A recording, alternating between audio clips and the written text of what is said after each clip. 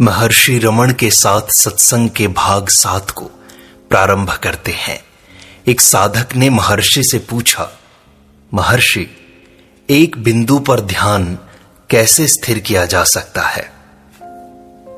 इसके उत्तर में महर्षि ने कहा, यदि मन भ्रमित हो तो तुरंत अपने से यह प्रश्न करो, यह भ्रांत संकल्प किसको उत्पन्न हो रहे हैं? यह तुम्हें पुनः तत्क्षण ही मैं यानी आत्म भाव तक ले जाएगा। महर्षि, मन को हृदय में कितने समय तक ठहराया अथवा रोका जा सकता है? यह समय अभ्यास से बढ़ता जाता है। इस अवधि के बाद क्या होता है? मन वर्तमान की सामान्य अवस्था में लौट जाता है। हृदयगत एकत्व के स्थान पर विविध दृश्य जगत दृष्टिगोचर होने लगता है। इसे बहिर्गमनोन्मुख मन कहा जाता है। हृदयोन्मुख मन को शांत मन कहते हैं। क्या यह सारी प्रक्रिया बौद्धिक स्तर पर ही है अथवा इसका प्रत्यक्ष अनुभव भी होता है? हां, प्रत्यक्ष अनुभव होता है। तो मन के हृदय में स्थित होने पर वृत्तियां क्यों शांत हो जाती हैं? यह संकल्प शक्ति तथा गुरु के उपदेशों की सत्यता में दृढ़ आस्था से संभव होता है। इस प्रक्रिया से क्या लाभ है महर्षि? अनेक लाभ हैं। इच्छा शक्ति पर विजय अर्थात एकाग्रता का विकास, वासनाओं पर विजय अर्थात वासना रहित होना, समत्व के विकास में वृद्धि, अभेद दर्शन अर्थात सबके प्रति समानता। महर्षि, विचारातीत बिंदु पर विचार कर यह आत्म सम्मोहन की स्थिति ही क्यों उत्पन्न की जाए? अन्य पद्धतियों का साधन क्यों न किया जाए? जैसे प्रकाश में लक्ष्य लगाना, प्राणायाम, संगीत श्रवण, आंतरिक ध्वनियों का श्रवण तथा प्रणव अथवा अन्य मंत्रों का उच्चारण। प्रकाश आदि में लक्ष्य लगाने से मन निष्क्रिय होकर अल्पकाल के लिए इच्छा का विलय कर देता है, पर कोई स्थायी लाभ नहीं होता। प्राणायाम भी इच्छा को केवल थोड़े समय के लिए शक्तिहीन कर देता है। ध्वनि श्रवण के फल भी इसी प्रकार के हैं। जब तक कि मंत्र पवित्र न हो तथा विचारों की शुद्धि तथा उनके विकास के लिए किसी उच्चतर शक्ति की सहायता सुलभ न करे। महर्षि, चित्तवृत्ति निरोध तथा प्राणायाम में क्या संबंध है? विचार तथा श्वसन, रक्त प्रवाह आदि क्रमशः मानसिक तथा शारीरिक प्रक्रियाएं उसी व्यक्तिगत जीवन के दो भिन्न पहलू हैं। दोनों ही जीवन पर आधारित हैं। व्यक्तिगत भाव अथवा अन्य विचार उसी जीवनी शक्ति से ही उत्पन्न होते हैं। यदि श्वास तथा अन्य प्राण धारक प्रक्रियाओं को बलपूर्वक दबा दिया जाए तो संकल्प भी शांत हो जाते हैं। यदि संकल्पों को बलपूर्वक शमन कर एक बिंदु पर केंद्रित कर दिया जाए तो श्वास की प्राण धारक प्रक्रिया शांत होते होते केवल जीवन निर्वाह हो इतने सूक्ष्म स्तर पर आकर ठहर जाती है। दोनों ही अवस्थाओं में चित्त को चंचल करने वाले संकल्प कुछ समय के लिए शांत हो जाते हैं। यह पारस्परिक क्रिया अन्य प्रकार से भी प्रकट होती है। जीने की इच्छा को ही लीजिए। यह संकल्प शक्ति है। जब जीवन की अन्य प्राण धारक प्रक्रियाएं लगभग समाप्त हो चुकी हों तो भी इस शक्ति के बल पर ही प्राणों को कुछ समय तक रोका जा सकता है तथा मृत्यु को कुछ काल के लिए टाला जा सकता है। इस इच्छा शक्ति के अभाव में मृत्यु तीव्र गति से आती है। इस कारण यह माना जाता है कि संकल्प शक्ति से ही शरीर में प्राण रहते हैं तथा वही एक शरीर से दूसरे शरीर में प्रवेश करता है। महर्षि एकाग्र होने तथा व्याकुलता के निवारण के क्या साधन हैं?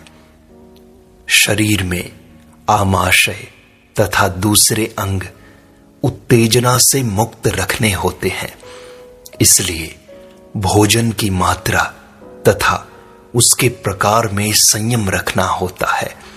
अनुत्तेजक पदार्थों का सेवन करना होता है तथा मिर्च, अधिक नमक, प्याज, मदिरा तथा अफीम आदि का निषेध आवश्यक होता है।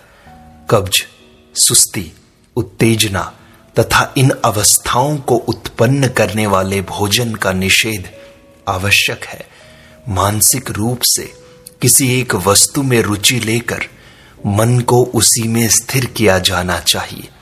यह रुचि पूर्ण आकर्षक हो, उसमें किसी भी अन्य वस्तु का समावेश न हो, ऐसा प्रयास हो। यही वैराग्य तथा मन की एकाग्रता है। ईश्वर अथवा मंत्र का चुनाव किया जा सकता है। इस प्रकार मन सूक्ष्म को ग्रहण कर उसमें लय होने की सामर्थ्य पा लेता है। महर्षि, क्लेश संस्कार जनित होते हैं, क्या उनका भी निषेध होना संभव है?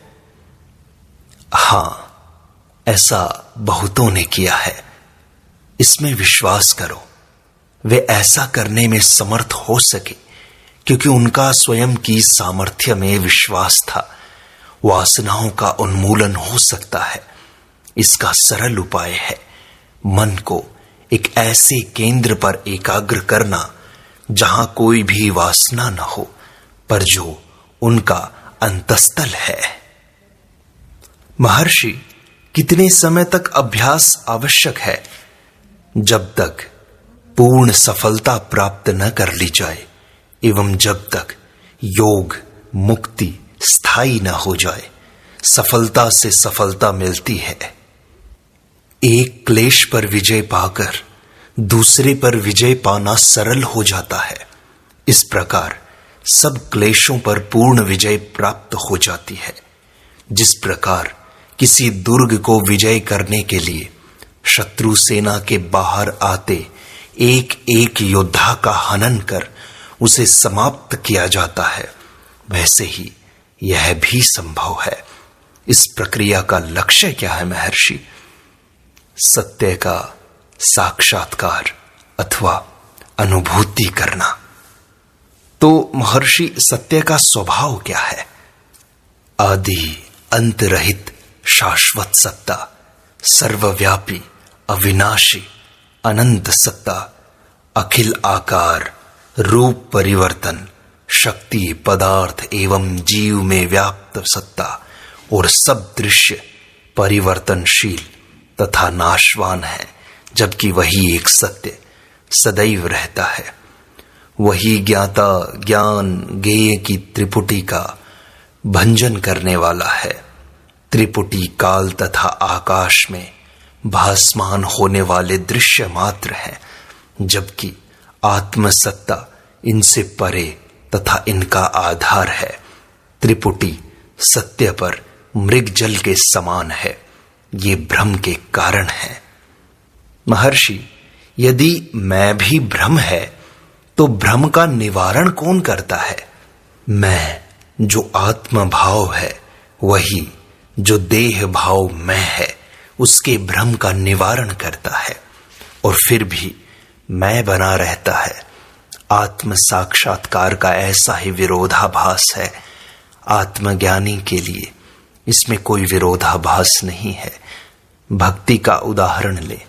मैं ईश्वर की शरण में जाकर उसमें लीन होने के लिए प्रार्थना करता हूं। फिर मैं एकाग्र होकर निष्ठापूर्वक आत्मसमर्पण करता हूं। अब क्या शेष रहा? पूर्ण आत्मसमर्पण के पश्चात मूल मैं के स्थान पर ईश्वरीय तत्व अवशिष्ट रहता है, जिसमें मैं समाप्त हो जाता है। यही सर्वोच्च भक्ति है। यही पराभक्ति, प्रपत्ति, समर्पण तथा वैराग्य का शिखर है।